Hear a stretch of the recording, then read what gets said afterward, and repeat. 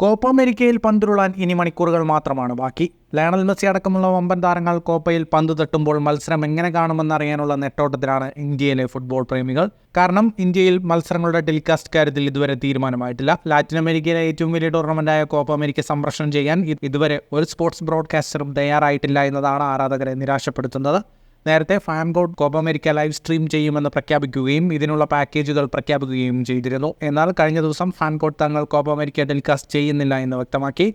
Copa America package വാങ്ങിയവർക്ക് പണം തിരികെ നൽകുമെന്നും അറിയിച്ചു. സോണി സ്പോർട്സ് അടക്കമുള്ള ചാനലുകളും കോപ്പയുടെ സംപ്രേഷണം ഏറ്റെടുത്തിട്ടില്ല. ഇതോടെ പ്രതിസന്ധിയിലാകുന്നത് ഇന്ത്യയിലെ ഫുട്ബോൾ പ്രേമികളാണ്. കളി കാണാൻ ഇനി വിവിധ ലൈവ് സ്ട്രീമുകളെ ആശ്രയിക്കേണ്ടി വരും. മണിക്കൂറുകൾ മാത്രം ബാക്കി നിൽക്കെ ആരെങ്കിലും ടെലികാസ്റ്റ് എടുക്കുമോ എന്നറിയാനുള്ള കാത്തിരിപ്പിലാണ് ഫുട്ബോൾ പ്രേമികൾ.